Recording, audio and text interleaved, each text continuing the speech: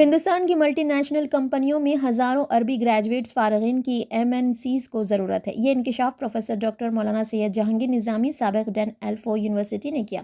وہ 17 دسمبر کی شام میڈیا پلس آڈیٹوریم نظامیہ کمپلیکس حیدرآباد میں ادارے ادب اسلامی ہند حلقہ تلنگانہ کی جانب سے منعقدہ عالمی یوم عربی زبان کانفرنس 2023 سے مخاطب تھے۔ مولانا جہانگیر نے اپنے کلیدی خطبے میں کہا کہ آج اہل جامعات عربیہ اسلامیہ میں یہ کہنے کے موقف میں ہے کہ اگر کوئی ہندوستانی عربی زبان کے ساتھ اگر انگریزی اور دوسری کوئی یورپین زبان جان لیتا ہے تو وہ انتہائی غیر معمولی یافت کے ساتھ یہاں انتہائی معزز اور بڑے اعجاز کے ساتھ زندگی گزار سکتا ہے اور گزار رہے ہیں۔ مولانا فہیم اختر ندوی صدر شعبہ اسلامیات مولانا آزاد اردو یونیورسٹی حیدرآباد نے دوسرے سیشن کی صدارت فرمائی۔ انہوں نے اس سیشن میں پڑھے گئے مقالے جات کا ذکر کرتے ہوئے کہا کہ یہ وقت کی اہم ضرورت ہے کہ عربی زبان و ادب اور قرآن فہمی کے لیے اس جیسی تقاریب کا انعقاد عمل میں لایا جائے۔ انہوں نے کہا کہ عربی زبان واقعی مشکل ہے لیکن قرآن مجید کی زبان بہت آسان ہے۔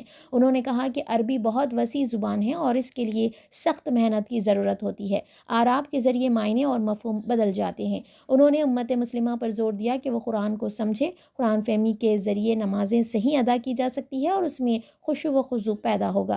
مولانا فہیم اختر ندوی نے کہا کہ اللہ تعالیٰ چاہتا ہے کہ اس کا بندہ اخلاص کے ساتھ نمازوں کی ادائیگی کرے اور اس کے اندر روحانی کیفیات پیدا ہوں۔ عربی اتنی آنی چاہیے کہ کم از کم نماز اور دیگر اذکار کو سمجھ سکیں اور اللہ تعالیٰ سے جو مانگ رہے ہیں اس کا پتہ چلے۔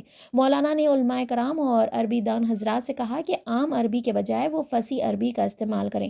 انہوں نے عربی زبان سے متعلق کہیں یہ ایک وسیع اور فصیح و بلیغ زبان ہے، یہ سمندر کی طرح ہے اور سمندر میں جس طرح غواص موتیوں کو ڈھونڈتے ہیں اسی طرح عربی کے طالب علم اپنے آپ میں قابلیت پیدا کرنے کے لیے اس کی فصاحت و بلاغت کے حصول کے لیے کوشش کریں۔ مولانا ڈاکٹر راشد نسیم ندوی ڈین ایلفو یونیورسٹی نے کہا کہ لازمی بات ہے کہ عربی زبان کو قرآن مجید سے، قرآن مجید کو عربی زبان سے جدا نہیں کیا جا سکتا، یہ لازم و ملزوم ہے۔ مولانا راشد ندوی نے کہا کہ یہ ایک عجیب و غریب حقیقت ہے کہ جو بسا اوقات عربی دانوں کو بھی سمجھنے میں مشکل پیش آتی ہے۔ زبانوں کا مسئلہ یہ ہے کہ زبان 40 سال میں تبدیل ہونے لگتی ہے۔ انہوں نے مختلف زبانوں کی اہم شخصیات کا حوالہ دیتے ہوئے کہا کہ حضرت شاہ عبد القادر رحمۃ اللہ علیہ کا قرآن مجید کا ترجمہ پڑھیے، اچھی خاصی اردو ہونے کے باوجود آپ کو مشکل پیش آئے گی، زبان خاصی تبدیل ہو گئی۔ دیگر زبانوں کا بھی یہی حال ہے۔ انہوں نے کہا کہ یہ صرف اور صرف قرآن پاک کا معجزہ ہے کہ عربی زبان جو اللہ کے رسول صلی اللہ علیہ وسلم کے زمانے مبارک میں تھی